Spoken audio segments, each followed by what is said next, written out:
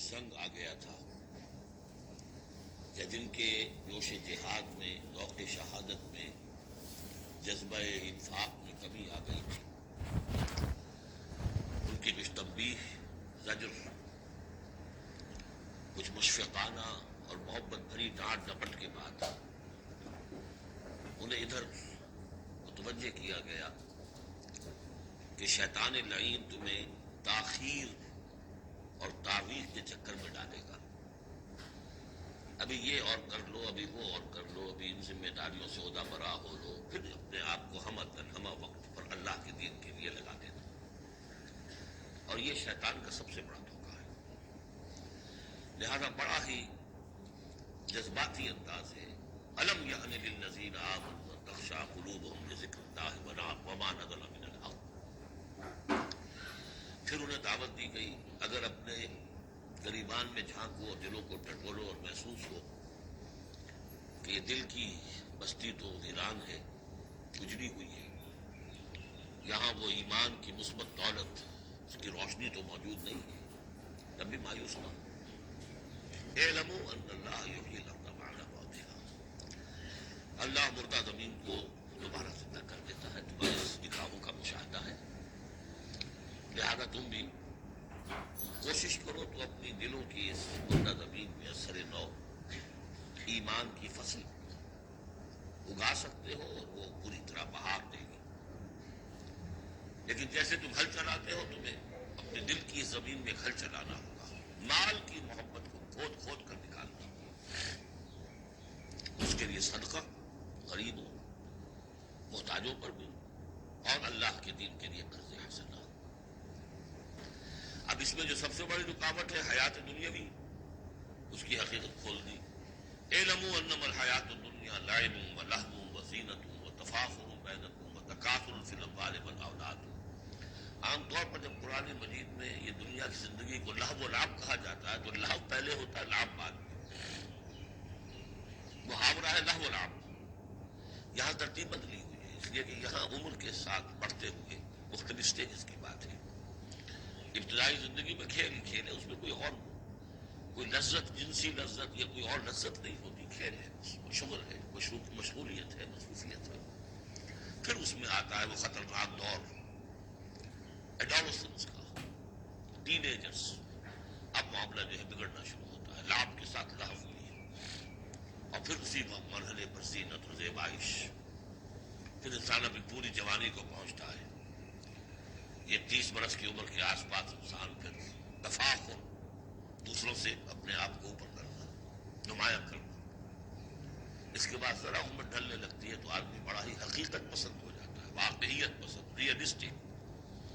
اب یہ کہ مال اور دولت اور اولاد یہ ختم نہیں ہوتی یہاں تک کہ انسان قبر میں جا کر اس کو اتار دیا جائے۔ یہ بات جو ہے آخری پارے کی صورت میں آئے گی، الہاکم التکاثر حتی زرتم المقابر۔ یہ جو آخری سٹیج ہے، تکاثر فی الاموال والاولاد، یہ پھر پیچھا نہیں چھوڑتی۔ چاہے کسی کے پاس اتنی دولت ہو کہ 5 نسلیں 6 نسلیں پیٹ بھر کر کھا سکتے ہیں، پھر بھی حوث حل من مزید، حل من مزید، مزید کے لیے۔ چاہے پاؤں جو ہے ظاہری طور پر بھی نظر آ رہا ہے کہ کمر کے اندر لٹکا کے بیٹھا ہوا موٹا ہی ہے، لیکن مال کی حوث، دولت کی حوث یہ کبھی ختم نہیں ہوتی۔ الہاکم التکاثر حتی زرتم المقابر۔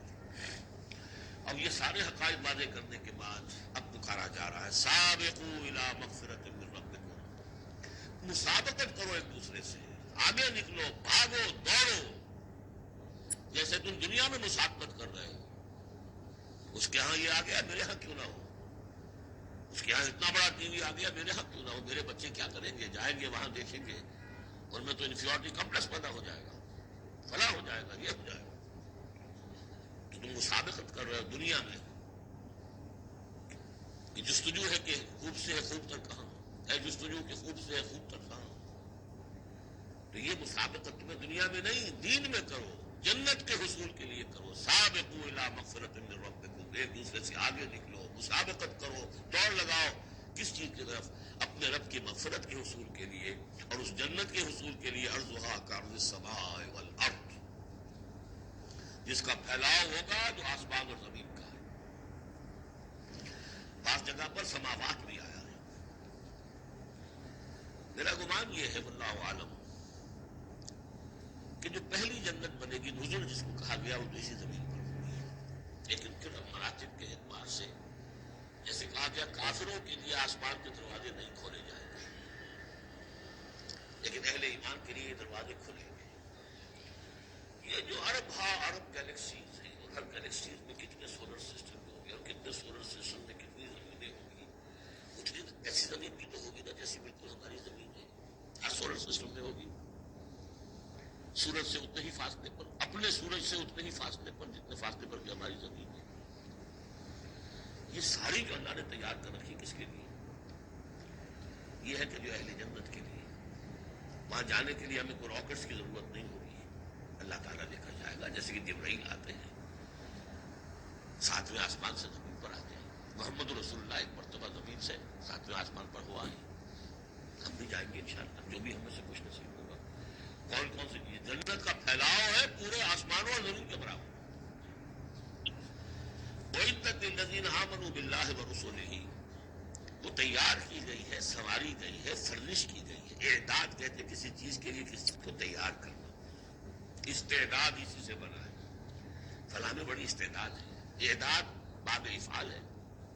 تیار کی گئی ہے, سواری گئی ہے, فرنش کی گئی ہے, ڈیکوریٹ کی گئی ہے. وَعِدَّتْ لِلَّذِينَ آمَنُوا بِاللَّهِ وَرُسُلِهِ ان کے لیے جو ایمان لائے اللہ پر, اس کے رسولوں پر.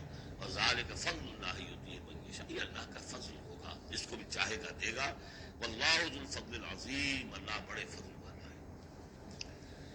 اب ایک اور رکاوٹ جو ہوتی ہے اس راستے پر چلنے میں, راستہ یہ کیا ہے, اس کی ہدف آگے آ جائے گا. جہاد اور قتال اور انفاق کس کام کے لیے ہے, یہ اس سورہ مبارکہ کا کلائمیکس ہوگا جو آگے آئے گا. لیکن ایک اور رکاوٹ جو آتی ہے, یہ تکلیف آ جائے گی, یہ مصیبت آ جائے گی, یہ مسئلہ پیدا ہو جائے گا, یہ مشکل ہو جائے گی. یہ سارے خوف, وَلَنَبْلُوَنَّكُم بِشَيْءٍ مِّنَ الْخَوْفِ وَالْجُوعِ وَنَقْصٍ مِّنَ الْأَمْوَالِ وَالْأَنفُسِ وَالثَّمَرَاتِ لَتُبْلَوُنَّ فِي أَمْوَالِكُمْ فِي أَنفُسِكُمْ وَأَمْوَالِكُمْ وَلَتَسْمَعُنَّ مِنَ الَّذِينَ أُوتُوا الْكِتَابَ مِن قَبْلِكُمْ وَالَّذِينَ أَشْرَكُوا أَذًى كَثِيرًا. اب بیان ہو جائے گا. اب اس کے لیے بتایا کہ ایک بہت بڑا نسخہ دیا جا رہا ہے. ما اصاب من مصیبت فی الارض ولا فی انفسکم نہیں پڑتی کوئی پڑنے والی, کوئی تکلیف, کوئی مصیبت, کوئی آزمائش, کوئی رنج دہ چیز, تکلیف دہ ہے, مگر الا فی کتاب من قبل ذلک, چاہے وہ مصیبت تمہاری زمین, تمہاری اپنی جان پر ہو یا پوری زمین پر ہو. کوئی بڑے پیمانے پر آیا, سیلاب آیا, زلزلہ آ گیا, ایک انسان کی اپنی ذاتی زندگی میں آیا, ایکسیڈنٹ کے اندر مجروح ہو گیا, کسی بیماری میں مبتلا ہو گیا. ما اصاب من مصیبت فی الارض ولا فی انفسکم الا فی کتاب من قبل ان نبرأ, وہ ایک کتاب میں درج ہے اس سے پہلے کہ ہم اسے ظاہر کریں. ان ذالک علی اللہ یسیر, یہ اللہ پر بہت آسان ہے. اللہ کا علم جو ہے اتنا محیط ہے ما کانا و ما یکون کو, کہ جو کچھ ہونا ہے اس کے علم میں تو پہلے سے موجود ہے. تو تم اسے بڑا عجیب سمجھو گے, بہت مشکل سمجھو گے, اللہ پر یہ آسان ہے. یہ بات تمہیں کیوں بتا دی گئی, اس کا ایک نتیجہ نکلنا چاہیے. لِكَيْ لَا تَأْسَوْا عَلَىٰ مَا فَاتَكُمْ تم افسوس نہ کیا کرو, مایوس نہ ہو جایا کرو اس چیز پر جو تمہارے ہاتھ سے جاتی رہے. حوادث سے, دنیا سے کوئی چیز اگر ہاتھ سے نکل گئی, موقع ہاتھ سے نکل گیا, اب بیٹھے پچھتا رہے, بے چتاب کھا رہے.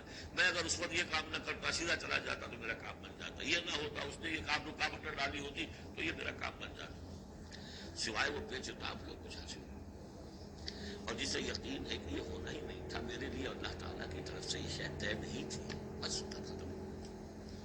اور اس کے میرے ہاتھ سے نکل جانے ہی میں کوئی خیر ہے. عسیٰ ان تحبوا شیئا وہو شر لکم وعسیٰ ان تکرہوا شیئا وہو خیر لکم واللہ یعلم وانتم لا تعلمون. ہے تو جانتا نہیں, اللہ جانتا.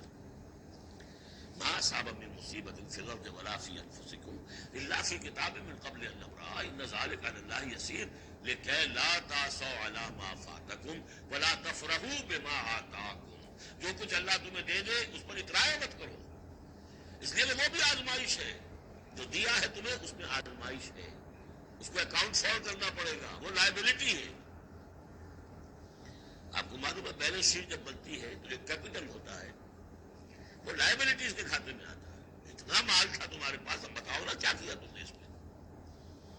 تو اللہ جو کچھ دیتا ہے وہ لائبلٹی ہے، اس کو اکاؤنٹ فار کرنا ہوگا قیامت کے دن. تمہیں اتنا مال دیا تھا میں نے، تم نے کیا کیا؟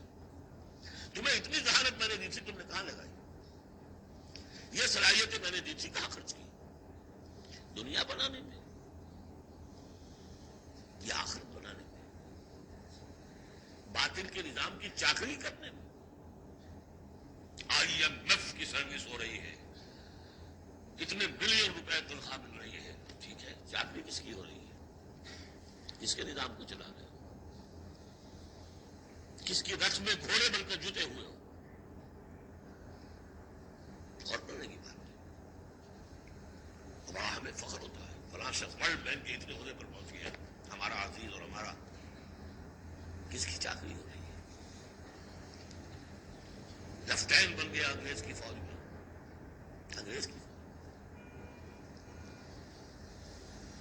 لِكَيْلَا تَأْسَوْا عَلَىٰ مَا فَاتَكُمْ وَلَا تَفْرَحُوا بِمَا آتَاكُمْ. جو کچھ تمہارے ہاتھ سے جاتا رہے، نکل جائے، اس پر افسوس نہ کیا کرو، اور جو کچھ اللہ تمہیں دے دے اس پر اترایا نہ کرو، سوچا کرو. بلکہ امام احمد ابن حنبل رحمۃ اللہ علیہ کا معاملہ تو یہ ہوا تھا کہ جب وہ خلق قرآن کا مسئلہ چل رہا تھا، تو جس زمانے میں کہ ان پر عتاب ہو رہا تھا حکومت کی طرف سے، جیل میں تھے، مارا جاتا تھا کہ کہو کہ قرآن مخلوق ہے، اور وہ کہنے کو تیار نہیں تھے. کہتے ہیں ایسی ایسی ماریں پڑی ہیں کہ ہاتھی کو بھی وہ مار پڑے تو وہ بلبلا اٹھے، کبھی آنکھوں میں آنسو نہیں آئے. اس کے بعد حکومت بدل گئی. اب جو نیا خلیفہ ہے اس کی رائے کچھ اور ہے. وہ اب خلق قرآن کا مسئلہ دفن ہو چکا. اب جو خلیفہ ہے اس کا ایلچی آیا ہے اشرفیوں کی تھیلیاں لے کر کے، اس بادشاہ نے، خلیفہ نے آپ کے لیے بھیجی ہے. اب رو پڑے امام احمد، اے اللہ میں اس آزمائش کے قابل نہیں. یہ آزمائش بڑی سخت ہے. خطاب دے دے کر انگریزوں نے جو جو غداریاں کروائی تھیں، خطاب ملتے تھے نا، آنریری مجسٹریٹ بنتے تھے. پھر کرتے کیا تھے؟ اس قوم کے اندر انگریز کی اس حکومت کو چلانے اور اس کے پاؤں مضبوط کرنے اور جمانے کی جد. لِكَيْلَا تَأْسَوْا عَلَىٰ مَا فَاتَكُمْ وَلَا تَفْرَحُوا بِمَا آتَاكُمْ وَاللَّهُ لَا يُحِبُّ كُلَّ مُخْتَالٍ فَخُورٍ. اللہ کو بالکل پسند نہیں ہے اترانے والے اور فخر کرنے والے. الَّذِينَ يَبْخَلُونَ. اور ظاہر بات ہے کہ جو مال کے اوپر اترائے گا وہ مال کو سنبھال کر رکھے گا، اسی کی بنیاد پر تو ہے اس کی اکڑ. الَّذِينَ يَبْخَلُونَ وَيَأْمُرُونَ النَّاسَ بِالْبُخْلِ. جو خود بھی بخل سے کام لیتے ہیں اور لوگوں کو بھی بخل کا مشورہ دیتے ہیں. کہ میاں ذرا ہاتھ روک کے رکھو، کیا کر رہے ہو؟ تم نے دونوں ہاتھ کھلے چھوڑ دیے ہیں. پتہ نہیں ہے تمہارے ہاں 4 بیٹیاں بھی ہیں، ان کے ہاتھ پیلے کرنے ہیں کہ نہیں؟ کہاں تم اللہ کے لیے اور اللہ کے دین کے لیے سب کچھ خرچ کرنے کی طرف ہو گئے؟ وَمَنْ يَتَوَلَّ فَإِنَّ اللَّهَ هُوَ الْغَنِيُّ الْحَمِيدُ. اور جو کوئی رخ پھیر لے گا، منہ موڑ لے گا، اللہ تعالیٰ تو غنی ہے اور حمید ہے، اسے کسی کے احتیاج نہیں ہے، وہ ستودہ صفات ہے. اب آ گیا کلائمیکس اس سورہ کا. یہ آج کے ہم مسلمانوں کے لیے قرآن مجید کی اہم ترین آیت ہے. دین کا کانسیپٹ ہمارا کیا ہے؟ حکومت انگریز کی ہوتی رہے، ہمیں کیا نمازیں پڑھنی، روزے رکھنے. بہت بڑے عالم نے انگریز کے دور میں کہا تھا ہمیں کوئی ایسا کام نہیں کرنا چاہیے جس سے انگریزوں کو، ہمارے حاکموں کو تشویش ہو، اس لیے کہ انہوں نے ہمیں مذہبی آزادی دی ہوئی ہے. ہمیں وہ روکتے ہی نہیں، نمازیں پڑھو، داڑیاں رکھو، روزے رکھو، حج کرو، ہمیں روکتا نہیں. اس پر پھر علامہ اقبال نے پھپتی چست کی تھی کہ ملا کو جو ہے ہند میں سجدے کی اجازت، ناداں یہ سمجھتا ہے کہ اسلام ہے آزاد. اسلام کا آزاد ہے؟ کیا قرآن کا قانون نافذ ہے؟ وہاں تو قانون فوجداری ہند ہے، ضابطہ دیوانی ہے ہند. ضابطہ دیوانی ہے، ضابطہ فوجداری کس کا؟ انگریز کا. کس کا قانون؟ اصل میں دین کا جو تصور تھا وہ ہمارا بگڑتا تنگ ہوتا سکڑتا پرورٹ ہوتا ہوا یہاں تک آ گیا ہے. ایک چند ریچولز ہیں، چند رسومات ہیں، بس وہ دین ہے، باقی جو ہو سو۔ یہاں ذرا اس آیت کو آپ دیکھیے، ایک تو یہ کہ اس اعتبار سے اہم ترین ہے کہ ہمارے اس تصور دین کو چیلنج کرنے والی، جھنجھوڑنے والی۔ دوسرے یہ کہ واقعہ یہ ہے کہ میں سمجھتا ہوں کہ پوری انسانی تاریخ میں ایسی ننگی اڑیاں انقلابی عبارت کہیں آپ کو نہ مل سکے جو اس ایک آیت میں ہے۔ اور ڈنکے کی جوڑ دھڑلنے کے ساتھ، ناٹ چیوئنگ دی ورڈز، کھل کر بات غور کیجئے کہ حرف سمجھیے۔ لقد ارسلنا رسلنا بالبینات، ہم نے بھیجا اپنے رسولوں کو واضح نشانیوں کے ساتھ۔ وانزلنا معهم الکتاب والمیزان، اور ہم نے ان کے ساتھ کتاب اتاری، میزان اتاری۔ یہ سب کچھ کس لیے کیا؟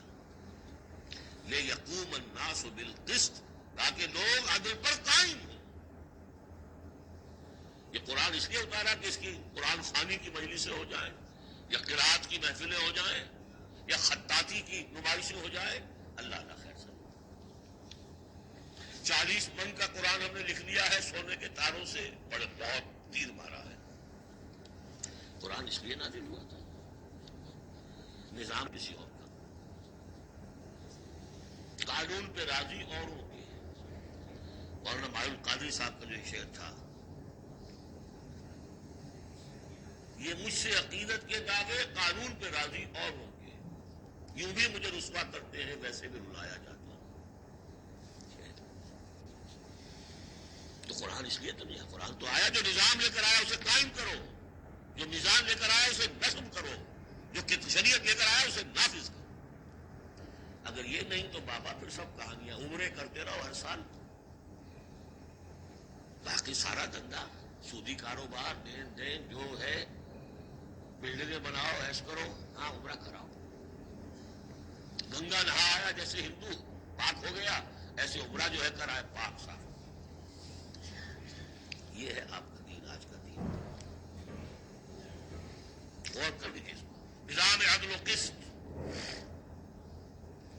پھر ذرا نوٹ کیجیے، اب تو چونکہ اب ترجمہ قرآن کرتے ہوئے کہاں تک، آخر تک پہنچ گئے۔ آل عمران میں فرمایا اللہ کیا ہے؟ قائما بالقسط۔ سورہ نساء میں فرمایا مسلمانوں تمہیں کس لیے ہم نے اٹھایا ہے؟ یا ایھا الذین آمنوا کونوا قوامین بالقسط شہداء للہ، عدل و انصاف کو قائم کرنے والے بن کر کھڑے ہو۔ سورہ فائدہ میں فرمایا یا ایھا الذین آمنوا کونوا قوامین للہ شہداء بالقسط۔ پھر سورہ شورى تو ابھی پڑھی ہے ہم نے، زیادہ دور نہیں ہوئی۔ حضور سے کہا گیا کہ کہہ دو وَأُمِرْتُ لِأَعْدِلَ بَيْنَكُمْ، مجھے حکم ہوا ہے تمہارے مابین عدل قائم کرو، میں صرف واعظ کہنے نہیں آیا۔ اللہ الذی انزل الکتاب بالحق والمیزان، یہ بھی آیت سورہ شورى میں ہم پڑھ چکے ہیں، وہی کتاب اور میزان کا لفظ یہاں بھی آ گیا ہے۔ لقد ارسلنا رسلنا بالبینات وانزلنا معهم الکتاب والمیزان لیقوم الناس بالقسط۔ یہ عدل جو قرآن لے کر آیا، یہ نظام عدل ہے، عدل و قسط ہے، اسے نافذ کرو۔ پھر وہ ہم پڑھ چکے سورہ مائدہ میں، قل یا اہل الکتاب لستم علی شیء حتی تقیموا التوراۃ والانجیل وما انزل الیکم من ربکم، کہہ دیجیے نبی ان سے، اے کتاب والو تمہاری کوئی حیثیت نہیں ہے جب تک کہ تم قائم نہیں کرتے تورات کو اور انجیل کو، جو کچھ تمہارے اوپر نازل کیا گیا تمہارے رب کی طرف سے۔ یاد ہوگا کہ میں نے کہا تھا یہاں لفظ قرآن رکھ کر دیکھیے، قل یا اہل القرآن لستم علی شیء حتی تقیموا القرآن وما انزل الیکم من ربکم، اے قرآن والو تمہاری کوئی حیثیت نہیں ہے، You have no face to talk to us، ہم سے دعائیں مانگ رہے ہو، ہم تمہاری دعائیں تمہارے منہ پر دے کر مارتے ہیں۔ تو پھر وہ قرآن نافذ کیا یا اس کی تلاوت کی؟ تراویح میں سن لیا، پورے رمضان میں قرآن تو بڑا تیر مار دیا، کیا اس کا ایک حرف نہ سمجھاؤ؟ لقد ارسلنا رسلنا بالبینات وانزلنا معهم الکتاب والمیزان لیقوم الناس بالقسط۔ اور عدل کے راستے میں تو رکاوٹ ڈالیں گے وہ لوگ کہ جو ایکسپلائٹ کر رہے ہیں۔ جاگیردار کبھی چاہے گا کہ جاگیریں ختم ہو جائیں، وہ تو ٹیکس دینے کو تیار نہیں، آپ کہتے ہیں جاگیرداری ختم ہو جائے۔ ہاں کوئی ہو سکتا ہے ایسا بھی جاگیردار شریف النفس کوئی سرمایہ دار ایسا ہو سکتا ہے شریف النفس، لیکن شاذ ہوگا، وہ کوئی ہوگا، اکثر و بیشتر تو نہیں ہوگا۔ ابو بکر بھی ایمان لے آئے تھے، اونچے طبقے سے تھے، عثمان بھی ایمان لے آئے تھے، اونچے طبقے سے تھے، اکثر و بیشتر تو نہیں۔ اکثر و بیشتر تو ریزسٹ کریں گے، اسٹیٹس کو چاہیں گے، وہ چاہیں گے نظام کے اندر کوئی تبدیلی نہ آئے۔ ہمارے اس کے ساتھ مفادات وابستہ ہیں، ہماری انٹرسٹ، ویسٹڈ انٹرسٹ، ہمیں ان سے پریولیجز ملی ہوئی ہے اس نظام سے۔ نظام بدلے گا تو ہم گئے۔ ایسے لوگوں کی سرکوبی کے لیے ہم نے لوہا بھی اتارا ہے۔ وَأَنزَلْنَا الْحَدِيدَ فِيهِ بَأْسٌ شَدِيدٌ، ہم نے لوہا بھی اتارا ہے۔ یہی ایک ہی آیت چل رہی ہے، دوسری آیت نہیں ہے یہ۔ اسی لیے میں نے کہا تھا کہ اڑیاں ترین یہ عبارت ہے کہ انقلاب کے لیے کچھ سر کچلنے پڑتے ہیں، ورنہ نہیں انقلاب ہوتا۔ اور اس میں کوئی ریگریٹس نہیں ہے، اس میں کوئی معذرت نہیں ہے۔ جب یہ لوگ کہتے ہیں کہ وار فار پیس، اگر یہ کہتے ہیں کہ دنیا میں ہیومن رائٹس کے لیے ہم حملہ کر رہے ہیں، کیا مطلب ہے؟ تمہارا اپنا تصور ہے، عدل انسانی کا ایک تصور ہے، اس کے لیے تم طاقت بھی استعمال کر رہے ہیں، لوگوں کا گھیراؤ کر رہے ہیں، انہیں آئسولیٹ کر رہے ہیں، سینکشنز لگا رہے ہیں۔ کیوں؟ کہ تمہاری مرضی کے مطابق نظام انہوں نے کیوں نہیں بنایا؟ تو اہل ایمان کو اللہ نے ایک نظام دیا ہے، وہ اللہ کا دیا ہوا نظام ہے، وعدل و قسط پر مبنی ہے۔ اس نظام کو قائم کرنے کے لیے وہ اگر طاقت بھی ہوگا تو استعمال کریں گے۔ ہاں طاقت نہیں ہے تو ٹھیک ہے، پڑے ہوئے اس میں یہ طاقت فراہم کرو، دعوت دو، لوگ جمع ہوں، اس کے لیے تن من دھن لگانے کا عہد کریں، ان کی تربیت ہو۔ محمد رسول اللہ کیا کر رہے تھے مکے میں 12 برس تک؟ وہ آپ نے طاقت تیار کی ہے، اس طاقت جو ہے پھر کوڑا بن گیا جب تو کوڑا دے کر مارا ہے باطل کے اوپر۔ بل نقذف بالحق علی الباطل فیدمغہ، ہم باطل کے اوپر حق کو مارتے ہیں جو اس کا بھیجا نکال دیتا ہے۔ فَإِذَا هُوَ زَاهِقٌ، یہی ہوا۔ لیکن اس دوران میں، اس پروسیس میں اہل ایمان کو جانیں دینی پڑے گی، تکلیفیں جھیلنی ہوگی، گھر بار چھوڑنے ہوں گے، جان و مال کے نقصانات برداشت کرنے ہوں گے۔ یہ ہے انقلابی عمل۔ وَأَنزَلْنَا الْحَدِيدَ فِيهِ بَأْسٌ شَدِيدٌ، ہم نے اتارا لوہا، اس میں بڑی جنگ کی صلاحیت ہے، ہتھیار بنتا ہے۔ وَمَنَافِعُ لِلنَّاسِ، لوگوں کے لیے کچھ اور منفعت بھی ہے۔ اصل میں تو یہ تلوار اور نیزے اور ڈھال کے لیے ہے، باقی یہ کہ چمٹا پھکری اور توا بھی تم نے بنا لیے، چلو کوئی بات نہیں۔ اب تو وہ چمٹا پھکری اور توے کا دور بھی گزر گیا۔ وَلِيَعْلَمَ اللَّهُ مَن يَنصُرُهُ وَرُسُلَهُ بِالْغَيْبِ، اللہ دیکھنا چاہتا ہے کہ کون ہے اس کے وہ وفادار بندے، اس لوہے کی طاقت کو ہاتھ میں لے کر اللہ کی اور اس کے رسولوں کی مدد کرتے ہیں غیب میں ہونے کے باوجود۔ دین اللہ کا ہے، اور اسے غالب کرنے کے لیے جو اللہ کے بندے میدان میں آ گئے، گویا کہ وہ اللہ کے مددگار ہیں۔ یا ایھا الذین آمنوا کونوا انصار اللہ، اگرچہ دین نافذ کرنا، قائم کرنا فرض منصبی محمد رسول اللہ کا ہے۔ هو الذی ارسل رسولہ بالہدی ودین الحق لیظہرہ علی الدین کلہ، جو ان کے انصار بن گئے، مددگار بن گئے، وہ اللہ کے مددگار، رسول کے مددگار۔ یہ مضمون جب آئے گا ابھی نکھل کر، اور اس ایک آیت کی شرح سمجھ لیجئے کہ جو سورہ صف میں آئے گی، اس لیے کہ یہ جو آیا ہے یہ جمع کا صیغہ ہے۔ لقد ارسلنا رسلنا بالبینات، رسولوں کو بھیجا، اور 3 چیزیں دے کر بھیجا، بینات، کتاب اور میزان۔ لقد ارسلنا رسلنا بالبینات 1، وانزلنا معهم الکتاب نمبر 2، والمیزان نمبر 3، تاکہ عدل پر قائم ہو۔ حضور کے بارے میں اب آیت آئی، هو الذی ارسل رسولہ بالہدی ودین الحق، 2 چیزیں دے کر بھیجا، تیسری نہیں۔ کیا مطلب؟ بینات اور الہدی ایک ہو گئے، کتاب اور معجزہ ایک ہو گئے۔ یہ قرآن ہی معجزہ ہے محمد رسول اللہ صلی اللہ علیہ وسلم۔ ریڈیوس ہو کر 3 چیزیں محمد کے معاملے میں صلی اللہ علیہ وسلم 2 رہ گئی، الہدی اسی میں قانون ہے، کتاب ہے، اور یہی معجزہ ہے۔ محمد رسول اللہ کا معجزہ یہ ہے۔ ہاں، میزان مکمل ہو کر دین حق کی شکل اختیار کر چکی ہے۔ میزان عدل و قسط اب دین حق۔ هو الذی ارسل رسولہ بالہدی ودین الحق لیظہرہ علی الدین کلہ ولو کرہ المشرکون۔ یہ سورہ صف کی مرکزی آیت ہے جو آگے آ جائے گی۔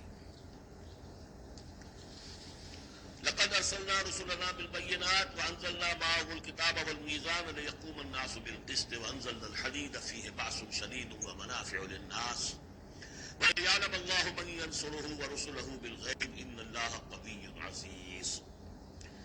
یہ سورہ مبارکہ جو ہے ایک اعتبار سے مضمون تدریجاً ترقی کرتا ہوا کلائمیکس پر پہنچ گیا ہے آیت نمبر 25 پر جو ہم نے پڑھ لی۔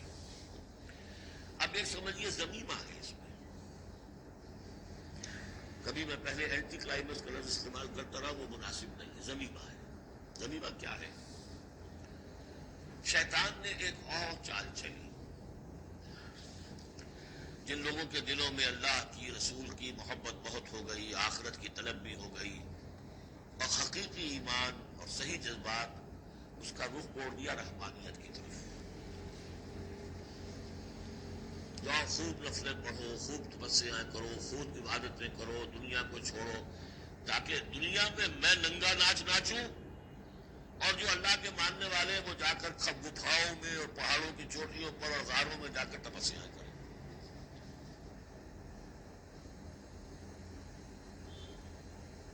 اس کی نفی ہوئی۔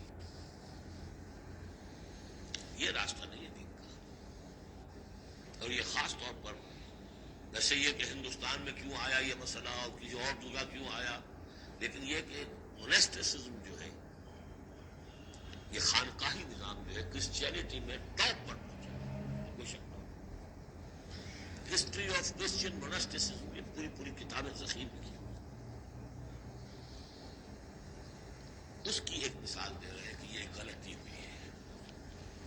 مسلمان میں ایمان باللہ، ایمان بالآخرہ پیدا ہو تو وہ دنیا کے مجدھار میں رہ کر نظام کو صحیح کرے، نظام کو ٹھیک کرتے ہوئے بھوک بھی آئے گی برداشت کرے۔ مجرد روزے رکھ کے جو کچھ کرنا ہے تمہیں، وہ تم جہاد میں بھوک جھیلو، وہ پروڈکٹیو ہوگی، اس سے باطل اور ناانصافی کا خاتمہ ہوگا۔ اور تم کہیں خانقاہوں کے اندر روزے رکھ رہے ہوگے، اس سے دنیا کو کوئی فائدہ نہیں ہوگا۔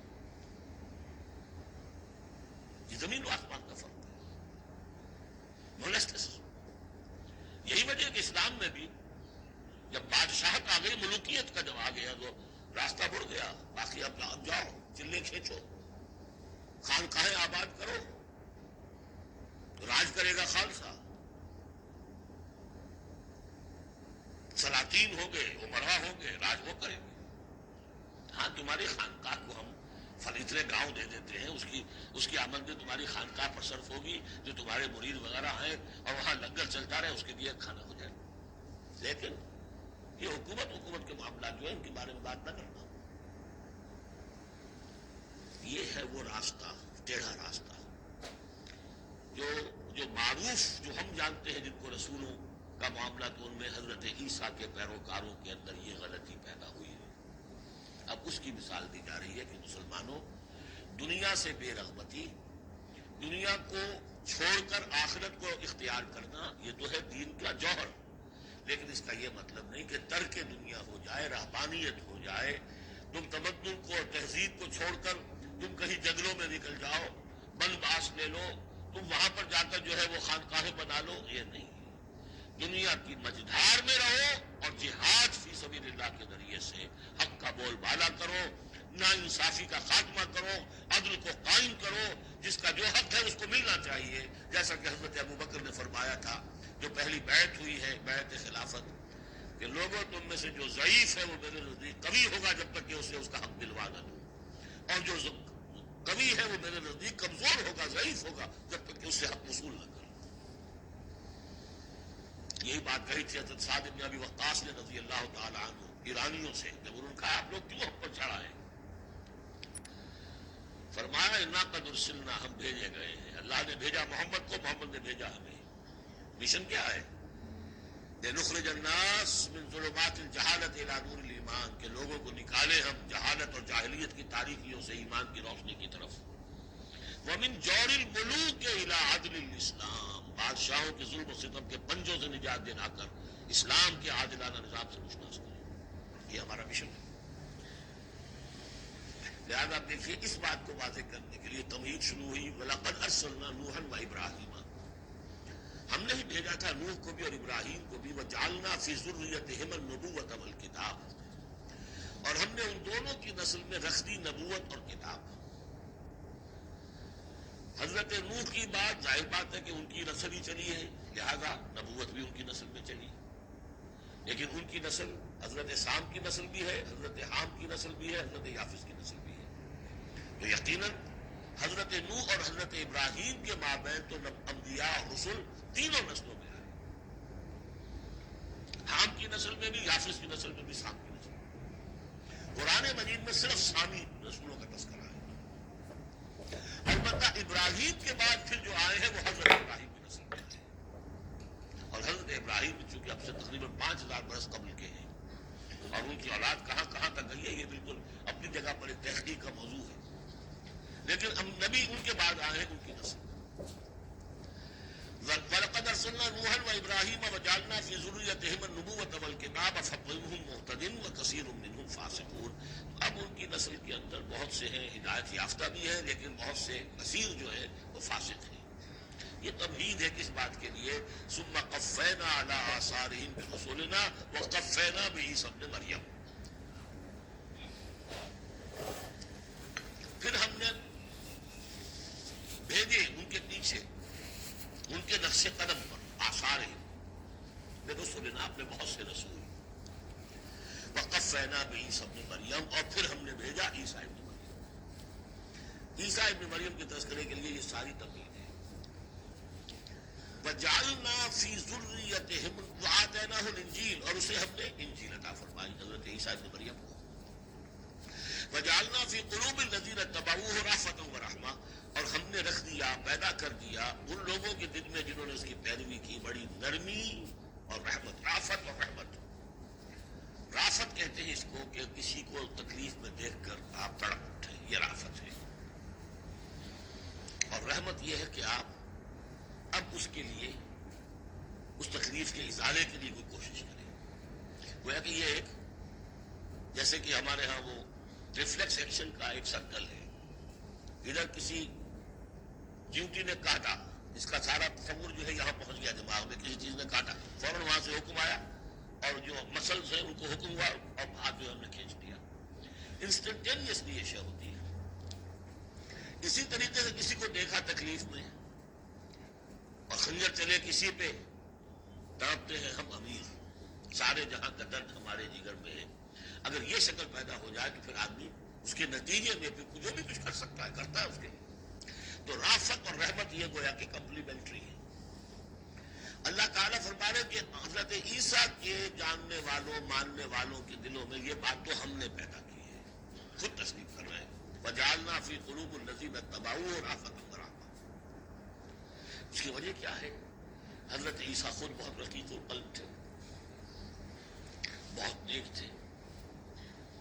اس درجے ان کے اندر تھی کہ ایک چور کو دیکھا اپنی آنکھوں سے کہ چوری کر رہا ہے، اس سے کہا کیا کر رہا ہے؟ چوری کر رہا ہے. اس نے نہیں میں چوری تو نہیں کر رہا. اچھا بھائی میری آنکھ نے غلط دیکھا. حضرت عیسیٰ کی اپنا مزاج، ہر ایک کا اپنا مزاج، لہذا وہی مزاج ان کے جو حواریین تھا ان کے اندر پیدا ہوا ہے. رافت، رحمت، رقت قلب، شفقت. لیکن یہ چیز اب شیطان نے اس کو موڑ دیا رہبانیت کی طرف. وَرَهْبَانِيَّةً ابْتَدَعُوهَا، رہبانیت کی بدعت انہوں نے ایجاد کی ہے. ایک شے تو ہم نے رکھی ان کے دل میں، رافت اور رحمت ہم نے رکھ دی. رافت اور رحمت تو بری شے نہیں ہے. خود حضور کے لیے لفظ سورہ توبہ کی آخری آیت میں آ چکا ہے، بِالنَّاسِ رؤوف الرحیم،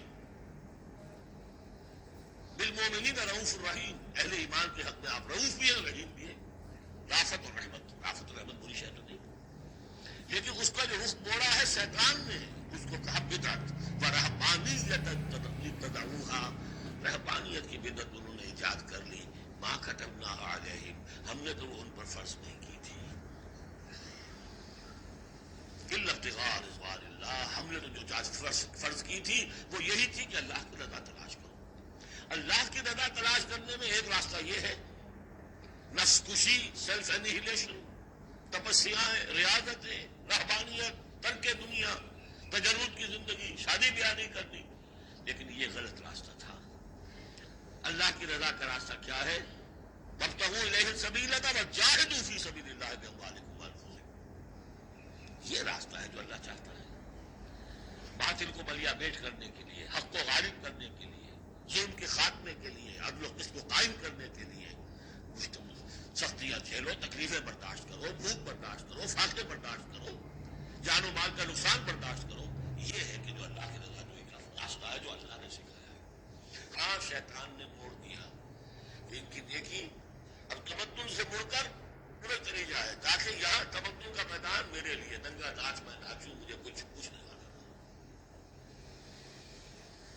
فاتین الذین فما رعوها حق رعایتها. پھر ایک اور دوہرا جو ان کے اوپر چارج شیٹ ایک اور ہے، پھر وہ رعایت بھی نہیں کر سکے اس کی جیسی کہ رعایت کرنی چاہیے تھی. ایک دفعہ آدمی طے کر لے میں ساری عمر شادی نہیں کروں گا، مجرد رہوں گا، یہ تو آسان ہے. اس کو نبھانا تو آسان نہیں ہے. اللہ نے انسان میں جنسی جذبہ رکھا ہوا ہے. نتیجہ کیا نکلا؟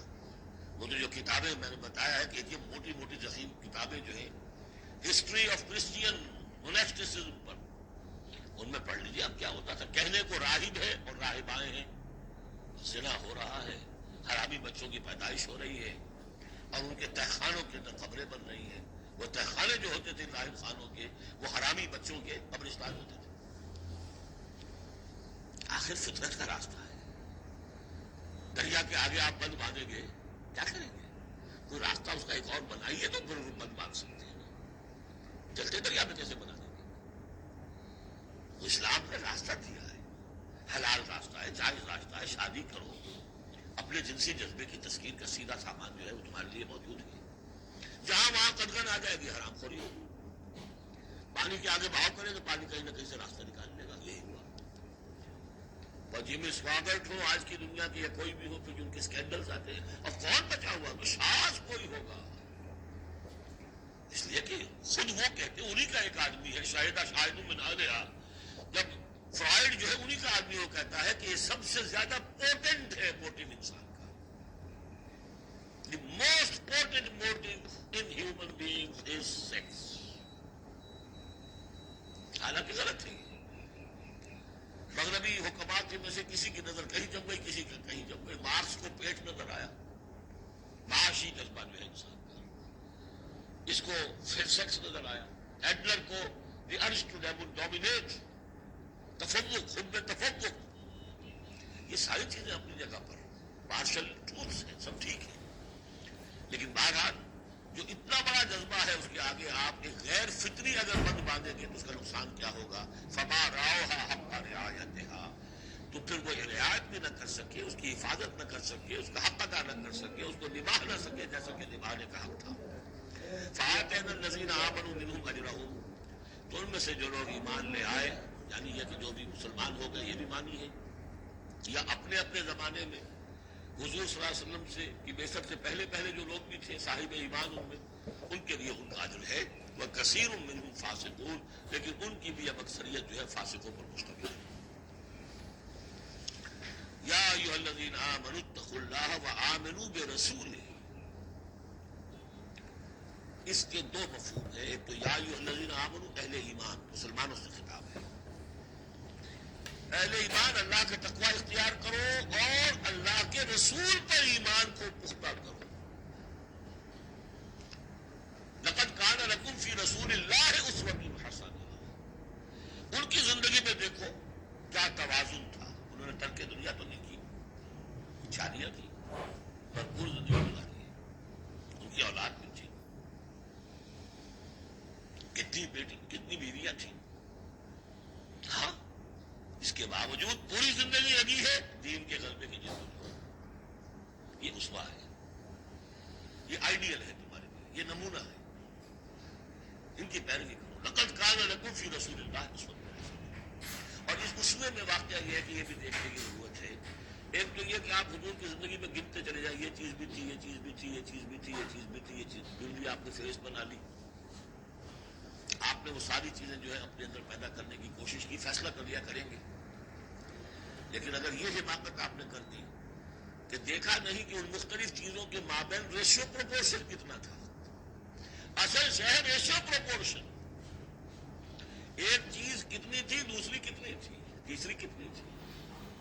اگر ریشیو پروپورشن ڈسٹرب ہو جائے گا تو اس کا تو ختم ہو جائے گا.